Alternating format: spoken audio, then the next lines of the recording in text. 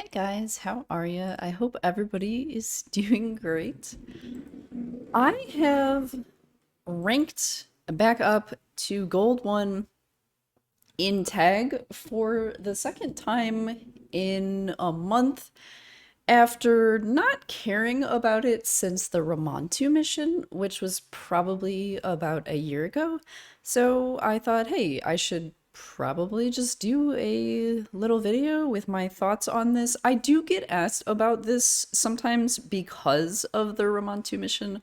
A lot of people I don't want to use the word complain. A lot of people get stuck on this one as well because it's definitely one of the more challenging roadblocks to getting Ramantu. So, I have now done this several times this month. I'm about to, I'm waiting out the 9 minutes with you guys to get my Sacred Shard Legendary Skill Tome, which I can just ever so barely afford. I think 20k for a rank 5 chicken is a rip also. I have plenty of those. But as always, your tag dollars, you can spend those as you wish. I don't have anything to do with that. Okay, so what's up here? As you can see, it just reset like a couple of hours ago. And okay, so I think this was. Geez, I'm really having some solid thoughts here, guys. I would say that this was probably about the same difficulty for me as no, I mean obviously it was easier because I'm further in my account. But um yeah, so I still think I had this same experience last year. I think that getting to silver 3 and 4 is actually harder than getting to gold 1. This is the exact same experience I had getting Ramantu about a year ago. And I guess being a person who has dropped from gold 1, I guess now I can completely see how that happens. I think that basically people with fairly solid teams who just don't care about PvP anymore, or they get Ramantu and they don't care. I think those people tend to just fall in silver 3 and 4 because when I stopped caring, that's exactly where I was. So yeah, I think like 3 4 might be a little more challenging than actually getting gold 1.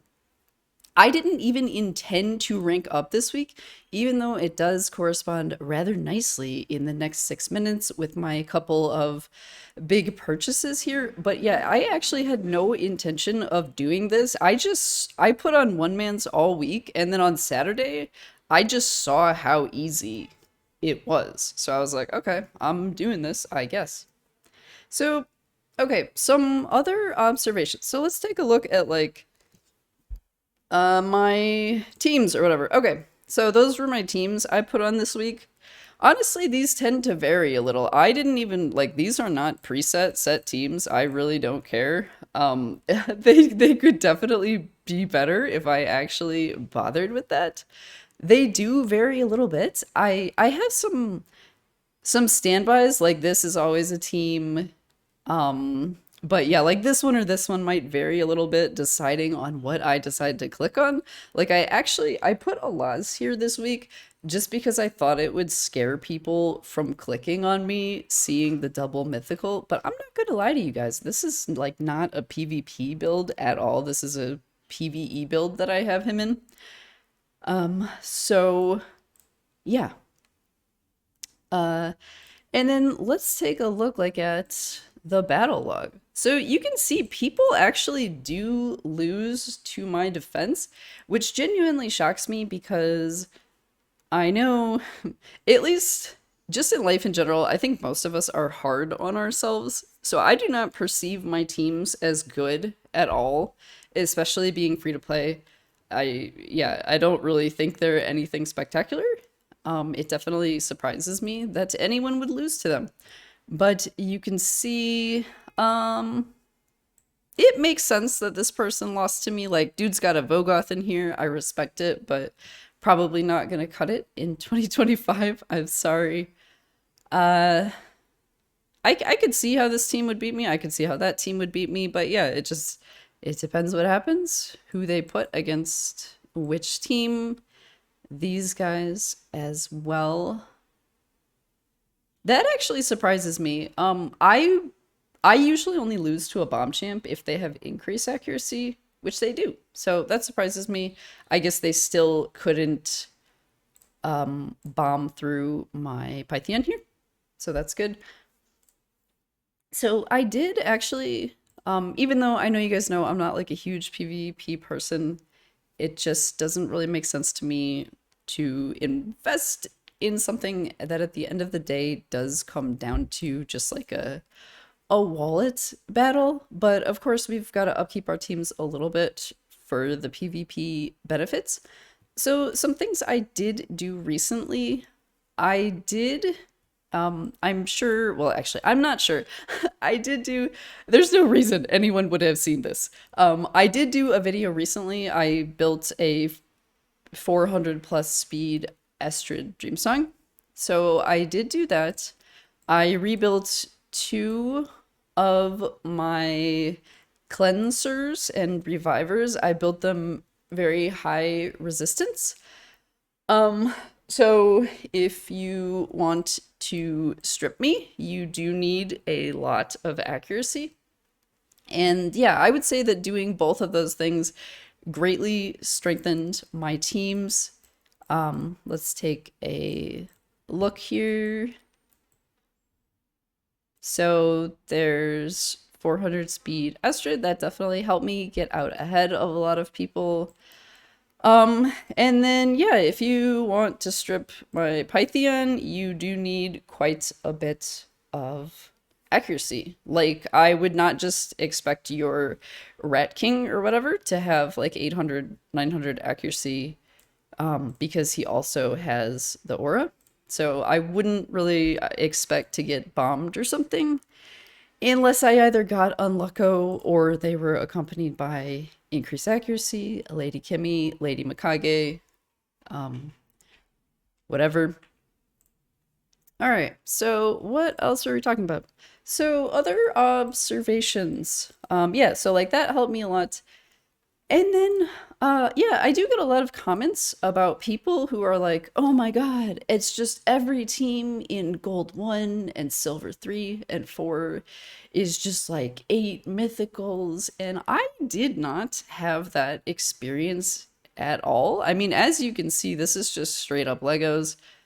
Lady Mikage, completely accessible. Mythical Empress, completely accessible. Mythical Empress, it looks like they got lucky on one here. You know, no mythicals, one mythical, one mythical. And again, these are accessible, right? Carnage, Carnage, Empress. So I really don't feel that you have to have a bunch of mythicals to compete here. And in fact, I actually think the champs that I hate fighting the most in this are all of the most completely accessible champs. I hate fighting Armands, Fabian, Mikage, Empress. Like, these are all very, you know, Wukong. Like, there are a lot of strong champs. If you've done fusions and events in like the past year, that that's what you really need to compete, is like keeping up with these good kind of fusions and stuff. Because like, okay, yeah, obviously a couple freebies here, but you can see the kinds of teams I'm fighting here. So I felt totally comfortable taking on this person. And this person, we got 3 for 3 wins here. But like, look at the team that I lost to here. It's Thor, Mithrala, Freya, Necrit. Like, that's nothing crazy, right? Like, this is like 3 pretty accessible champs and a Necrit. You can see here, I lost to a UDK, Arbiter, Tormin, and Rat King.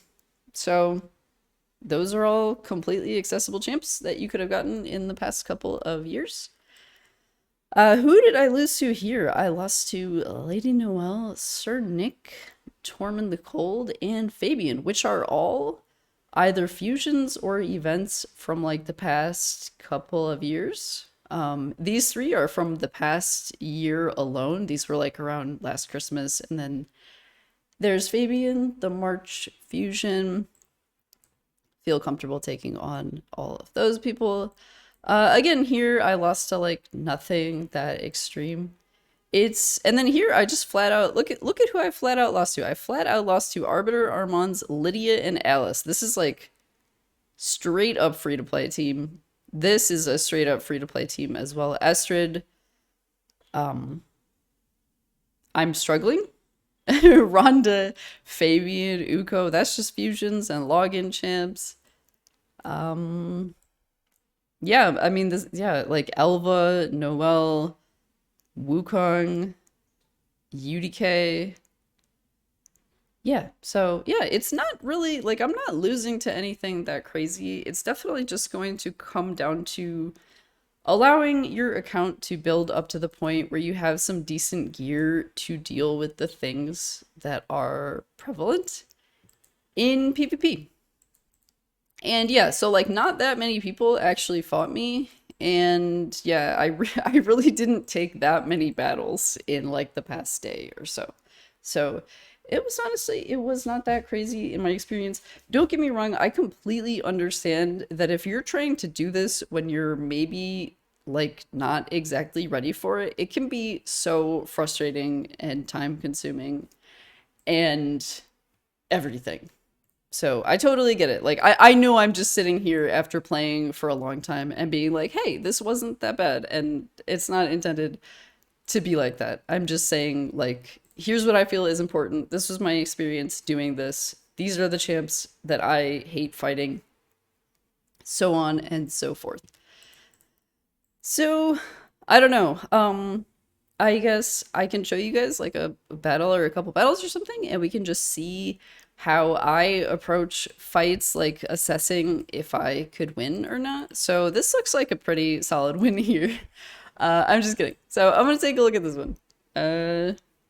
So some things that stand out to me is, I feel like decently comfortable with my speed lead. However, the commanding presence on a 6-star where they're decreasing my aura and increasing their aura is a little bit scary. So I probably would not try to get in a speed battle with this person. I would probably just put a team that I know I will lose the speed battle on. I don't have a problem losing a speed battle. I have teams designed for that, so that's completely fine. Some other things I notice, they have like a 5-star Gurgo, but they put Phantom Touch on him, so that's kind of interesting. So not really worried about the aura here. They didn't put Estrid in the lead.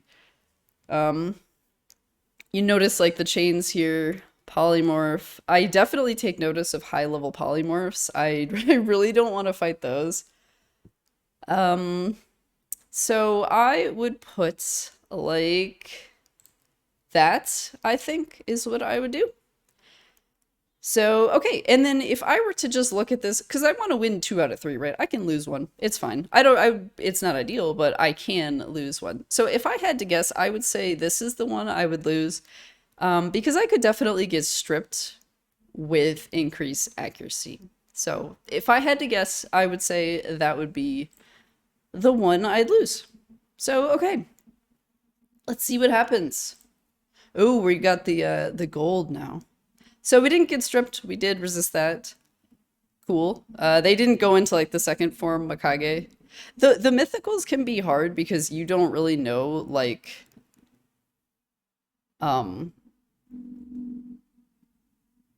which is gonna be what, right?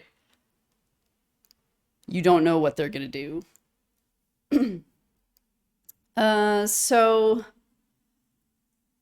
I'm definitely not stunning anybody because I did get the increased accuracy. Swift parry on the Arbiter, always a classic. We are getting Rotost a little bit, but that's fine.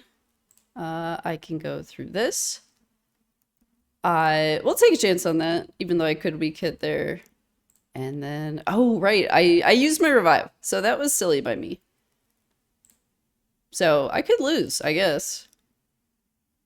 Yeah, maybe I'll lose. Okay, so we're just getting in a stupid little Rotos battle. I always forget. I just gave my Rekka that stone skin build recently. So, all right, so I'm polymorphing this guy. Like I said, I don't really ever expect to get bombed here at this level. And then who even is this? Who's morphed? I don't even remember who that was. My uh my what is this champion's name? My Siegfried is actually built terribly. So don't expect anything crazy here. Oh yeah, it's Gurgo. Right. Classic. So we are gonna peril him, so that's feels good. I do like to use Mortu against people who I know are gonna hit me a bunch. I like doing that. So if you can have something in your back pocket like that, that's really helpful. And then, yeah, we're definitely going first in the speed battle here. Stone Skin on Duchess and UDK. That's pretty expected, right?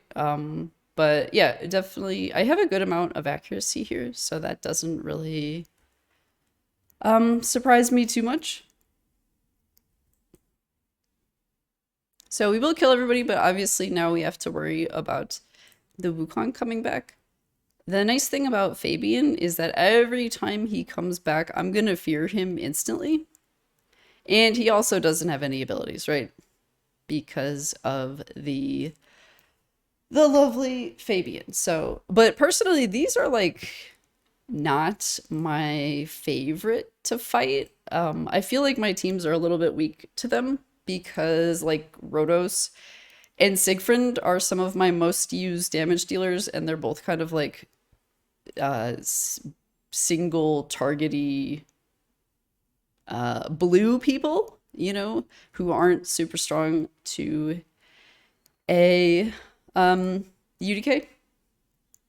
So those are not my personal fave to fight.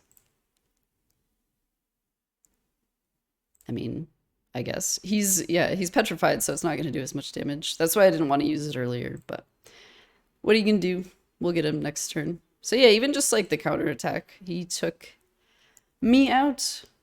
So that should be that now. Alrighty. This person's gonna be like, what? Why is he fighting me? Why is he fighting my full teams? So yeah, that's the kind of stuff that I'm looking for.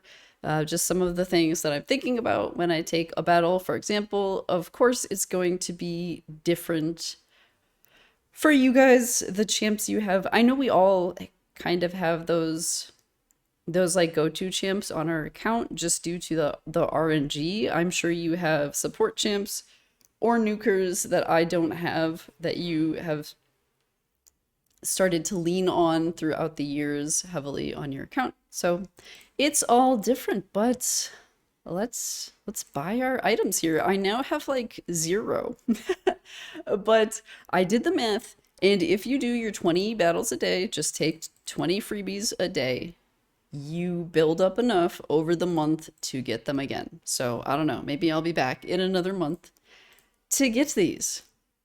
But okay, you guys, like I said, just have ranked back up. I've done the Ramantu mission a couple times all over again, the nostalgia in the past month. So I just figured I would share my thoughts and experiences.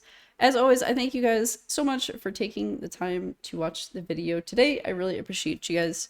Take care of yourselves. Goodbye.